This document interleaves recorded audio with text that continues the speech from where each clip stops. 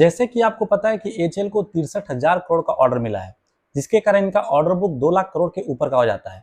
तो आपको पता ही होगा कि एचएएल के साथ बहुत सारी कंपनियां काम करने वाली है, क्योंकि एचएएल जो है अकेला तेजस नहीं बनाएगी, इनके काफ़ी सारे कंपनियां काम करेगी। तो इनका ऑर्डर बुक विजिबिलिटी है, इनका आने वाला टाइम में ग्रोथ दिख रहा है, तो इस सेक्टर को, इस कंपनीज को हमको जरूर फोकस में रखना पड़ेगा। तो आज की इस वीडियो में मैं टोटल 10 कंपनी बताऊंगा जो कि एचएएल के साथ काम करने जा रही है, जिनका ग्रोथ काफी आने वाले टाइम में दिख सकता है, काफी अच्छा ग्रोथ पोटेंशियल भी है। तो पूरा वीडियो जरूर देखिए, वीडियो को सेव भी कर लें ताकि आपसे मिस ना हो जाए। 4 कंपनी बताऊंगा जो कि रडार सिस्टम के लिए काम करेगी, जिसमें कि पहली कंपनी है बीईएल जो कि avionics radar electronic warfare system बनाएगी तेजस के लिए।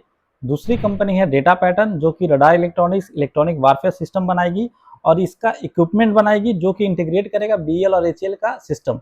ये ऐसा इक्विपमेंट बनाएगा जिसके कि बीईएल और एचएएल का जो सिस्टम होगा उसको इंटीग्रेट भी कर पाएगी। तो जो कि डेटा पैटर्न बनाती है, तो इसको भी आप रडार में रखिए, ये भी काफी इंटरेस्टिंग कंपनी है, बहुत ही शानदार कंपनी है। तीसरी कंपनी है एस्ट्रा माइक्रोवेव जो कि microwave modules for radar and electronic warfare system बनाएगी तेजस के लिए। चौथी कंपनी है सेंटम इलेक्ट्रॉनिक्स, ये भी काफी चल चुकी है तो इसको रडार पे रख सकते हैं, जो कि work in power modules mission critical electronics assemblies for flight control and missile interface, तो इसके लिए ये काम करती है। तो ये भी काफी अच्छी कंपनी है, स्मॉल कैप कंपनी है। और 3 कंपनी ऐसी होगी जो कि एरोफ्रेम और एरोस्ट्रक्चर एंड प्रिसिजन इंजीनियरिंग के लिए काम करती है, जिसमें कि पहली कंपनी है डायनामिक टेक्नोलॉजी जो कि विंग सब missiles and precision aerostructure for HAL fighter jet and helicopter platform, मतलब कि ये फ्यूल और विंग्स के लिए काम करती है, जहां पे ये स्ट्रक्चर तैयार करते हैं। और दूसरी कंपनी है एमटा टेक्नोलॉजी जो कि high precision engine airframe component and fuel system parts बनाती है, एचएएल के लिए भी बनाती है और इसरो के लिए भी बनाती है, इसको भी आप रडार पे रख सकते हैं। तीसरी कंपनी है पारस डिफेंस जो कि optics and electro optical assemblies use in targeting and surveillance ports for HAL aircraft. Paras defence का मेनली काम है इलेक्ट्रो ऑप्टिकल असेंबलीज को टारगेट करना, उसको असेंबल करना। तो एयरक्राफ्ट का आउटर लेयर होता है जो कि फोर्जिंग का काम करता है, उसमें स्पेशल मटेरियल का यूज होता है, उसमें कंपनी कौन सी काम करती है?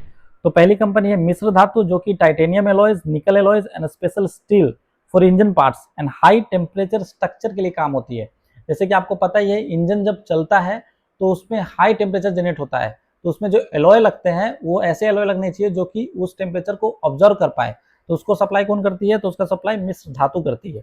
दूसरी कंपनी है भारत फोर्ज जो कि aerospace grade forging and structural component बनाने का काम करती है, जो कि यूज होगा तेजस में। तो इस कंपनी को भी आप रडार पे रख सकते हैं। ज्यादा इनका डिफेंस में काम नहीं होता, लेकिन हाँ, ये भी डिफेंस में काम करते ही है।